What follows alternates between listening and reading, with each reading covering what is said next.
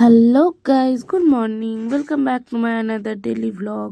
তো কেমন আছো তোমরা সবাই? আশা করি ভালো আছো, আমিও অনেক ভালো আছি। তো দেখো, আজ সকালের ওয়েদারটা সকাল সকাল পুরো মেঘলা হয়ে বসে আছে। তো আমি এখানে প্রথমেই ব্রাশ করে নিয়েছিলাম। তারপরে এই যে মা এখানে আমচুর করার জন্য আমে নুন মাখিয়ে রেখেছে। আর ওয়েদারের অবস্থা দেখো, একটুও রোদ হয়নি। তো খুবই মেঘলা করেছিল। তা শুধু শুধু বসে বসে ওয়েদার দেখলে তো হবে না, তো রান্নাও করতে হবে। তো এই যে একটু 10 সাড়ে 10টার দিকে এখানে আমি আনাজ টানাজগুলো কেটে নিচ্ছিলাম। দিয়ে আজকে মা বললো উনান ধরাতে, তো সেই জন্য আমি উনান ধরিয়ে রান্না বসিয়েছিলাম। আর আজকেই যে আমাকে কেন উনান ধরাতে হলো, আমি সেটাই ভাবছি।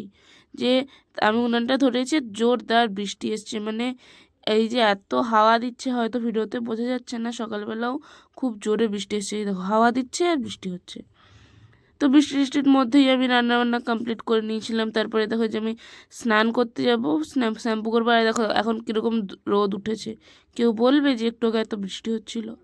তো আমি এখানে স্নান টান করে এসে লাঞ্চটা করে নিয়েছিলাম। তো লাঞ্চ টাঞ্চ করার পর একটু রেস্ট করছিলাম। তারপর বিকেলের দিকে একটু বেরিয়েছিলাম, একটু ঠান্ডা ঠান্ডা ওয়েদার ছিল, তো একটু বেরিয়েছিলাম বাইরে। তো এখানে আমি একটা চানা খেয়েছিলাম। তো চানাটা খেতে খুব ভালো ছিল, কিন্তু একটু ঝাল লেগে গেছিলো আমার। তো খাওয়া দাওয়ার পরে আমি বাড়ি চলে এসেছিলাম। এই দেখো কিরকম মেঘলা হয়েছিল সুন্দর।